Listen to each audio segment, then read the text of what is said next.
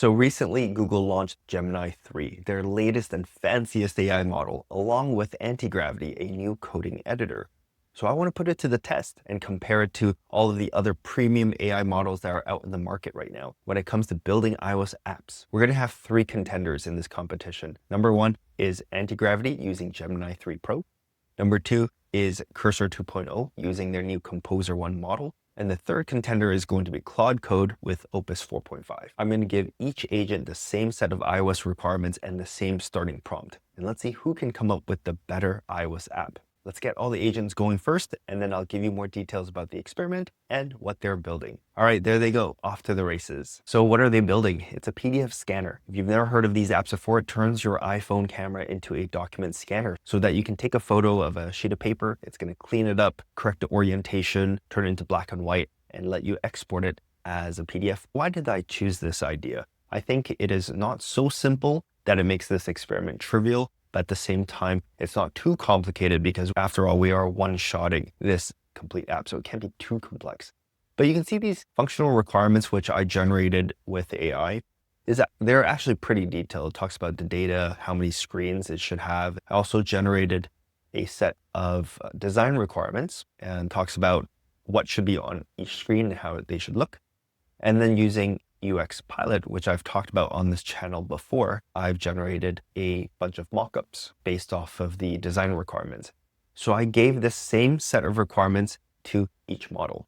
Speaking of that, let's check in and see how they're doing. Okay, it looks like they're all still going strong. I can't wait to see what sorts of app they each produce. While they continue working hard, let me show you how I set up the experiment using GitHub and how each of these IDEs, when they're done with the app, they're going to commit the code to the repo. So what I've done is set up a GitHub repo with all of the requirements that we had just taken a look at, as well as an empty Xcode project, which I've called PDF Scanner. Then I set up a separate branch for each of the different models that we're testing. And the reason there are 6 branches is because I ended up testing some of the non-flagship models as well, like Sonnet and Auto Mode on Cursor.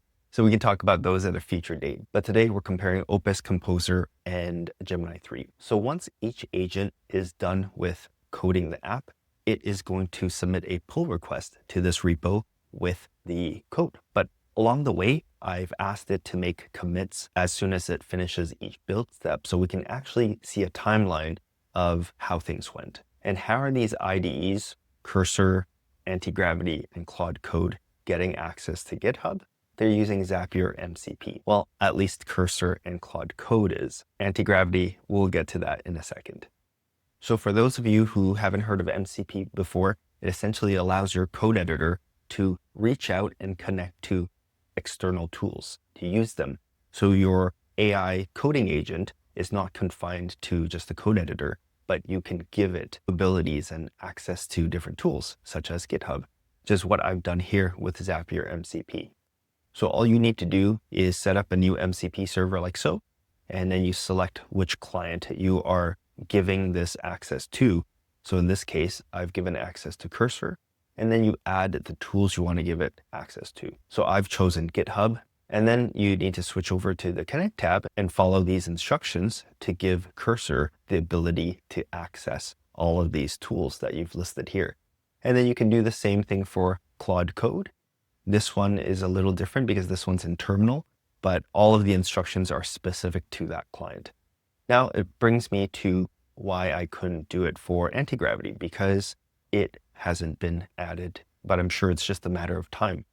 So since Antigravity is a fork of VS Code, I tried to use VS Code and jumped through a bunch of hoops, but I couldn't seem to get it to work. So ultimately, what I ended up doing was just using the GitHub MCP server plugin from the Antigravity plugin marketplace, or whatever they call it. So Zapier MCP is how these different code editors are connecting to my GitHub repo right now. Now, let me say a few words about Zapier because they are today's sponsor. Not only do they have a workflow builder that you can use for your business and build automated workflows, but they also have what you just saw, Zapier MCP.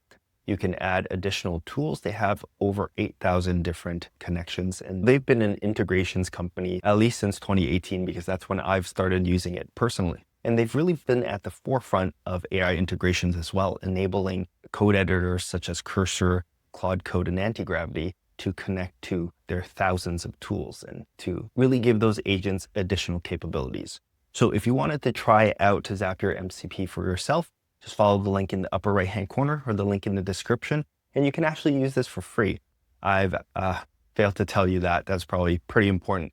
But I am paying for this with my own money because I find it so useful. As I told you, I've been using it since 2018, but they do have a free plan which you can use MCP as well. Okay, so let's go back and take a look at our coding agents and see where they've ended up. All right, so now they're all done. And I did have to wait a little while for all of them to finish all of their tasks and submit the pull requests to GitHub. So the last one to finish was actually Claude Code with Opus 4.5 coming in at 12 minutes.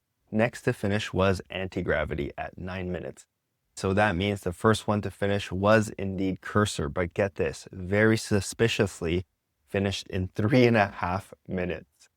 But speed does not equal code and correctness, right? So let's check out what they produce. Before we jump into running the Xcode projects, let me show you the commits and the pull requests. So this was Claude Code with Opus coming in last with 1,700 lines of code, 8 commits throughout the process. Okay, next up we have Gemini with 900 lines of code. That's almost half the number of lines of code, right? With 7 commits. And last but not least, we have Cursor and Composer at 1,400 with 11 commits. All right, let's take a look at the Xcode projects. So it's going to be really interesting taking a look at these apps because they varied so much in the number of lines of code for the same requirements as well as the amount of time that they took to produce it. All right, first up, we have the Xcode project that Claude Code and Opus 4.5 produced. I have built the project and it built successfully on the first try. I've launched it, which you can see. I'm using QuickTime to show you what's on my screen. So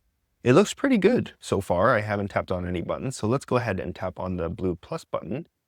And it asks me for permissions. That's great because I wouldn't be able to do this otherwise. But, oh, I was about to say the viewfinder doesn't work, but it does. The crosshairs look out of place. However, let's try to take a photo. And this is a Swift cheat sheet. And don't worry, the irony doesn't escape me. Let's take a photo of that. Oh, it does something. Wow. Does this actually work? Check this out. All right. Okay, probably as good as it's going to get. Use this. Now, what does it do? Nothing so far. Is it doing something? Okay, so close, but keep in mind, this was one single prompt. It looks like there's probably some follow-up bug fixing that we have to do with this build, but it did get pretty far. I mean, this last step should be producing a PDF for me to send somewhere or share or save into my files. Let's check out the next project. All right, so this is the Gemini 3 build that has been fixed. I told Antigravity that there was a build error and it was able to fix it. And so this is the second run. When I launch the app, it immediately asks me for permission to access the camera. So I'm going to hit allow. I'm going to tap on the blue button to do a scan. And I'm waiting for the camera viewfinder to appear, but it doesn't. I did give it permission. Oh, and it looks like it crashed when I hit the camera button. So something is the matter here. Looks like there's more fixes that need to be done. All right, so far, I'm most impressed with Claude Code and Opus. So let's see if Cursor's build can be fixed, and let's see how that turns out. All right, so this is the Cursor build, which is finally fixed. I had to go back and forth with Cursor and Composer, I'd say about 3 times, and now the build works and I've launched it on my phone. So let's tap on this blue plus button and see what we get. Okay, permissions asked. That's great. Oh, viewfinder appears right away. All right, let's take a photo of this. I'm tapping the white button, but nothing is happening. Yeah, okay, this doesn't work. It's not actually taking the photo. All right, now let's sum it up and let's crown a winner. All right, so Cursor with the Composer 1 model came in at 3.5 minutes finishing all of the tasks. It wrote 1,367 lines of code. The project did not build on the first try. It took about 3 back and forth prompts with Cursor in order for it to fix it. And then once we were able to get the build launched on the phone, it was able to launch the camera viewfinder, but it wasn't able to take photo. Next up, we have Antigravity, which clocked in at 9 minutes to finish the tasks, writing 915 lines of code. It didn't build on the first try. It took 1 prompt to fix the error, and then we were able to launch it and try it out. However, when we tried to launch the camera viewfinder, it turned out to be just a black screen. I couldn't even use the camera. Oh, and Antigravity was using Gemini 3 Pro. Last but not least, we have Claude Code using Opus 4.5, coming in at 12 minutes and nearly 1,700 lines of code. We were able to successfully build and run the project on the first try, and we were able to launch the camera viewfinder to take a photo, and we were able to drag the boundary lines around to define the edges of the document. However, the app wasn't able to actually save that photo and turn it into a PDF. So Claude with Opus took the longest, wrote the most code, but also had the app that went the farthest and took the least troubleshooting, at least on the first try. Let's talk about pricing. In order to use the Composer 1 model of Cursor, I had to be on the Cursor Pro plan, which costs $20 a month. As for Antigravity, on the free tier, you do get some Gemini 3 credits, although it wasn't enough for me to actually complete all these tasks. Halfway through the run, I ran out of credits and I had to jump on the paid plan. They call it Google AI Pro, actually has a 30-day free trial, so I managed to get on that and get access to Gemini 3. Otherwise, the Google AI Pro plan is also $20 a month. Now, in terms of getting access to Opus 4.5, this actually cost the most because I had to be on the Claude Pro plan, which is $17 a month, but I also had to sign up for extra usage and load up my wallet with some funds. And running on the Opus model actually drew credits from that wallet. So to run all of the tasks for this project using Opus, it actually cost $3.50. So overall, this was a fun experiment. I don't think we can say anything really conclusive because every single prompt, it varies so wildly, even with the same model. But nonetheless, this is one data point, one person's experience. And I think it was really interesting to see what would happen. Lastly, I just want to shout out to Zapier again for sponsoring today's video. Check out Zapier MCP, which I used in this experiment right over here. Again, it's free to use, very powerful. Hook up your AI coding agent to thousands of tools. All right, hope you found this experiment interesting. All right, if you have ideas for other experiments you'd like to see, just comment down below. All right, I'll see you in the next one.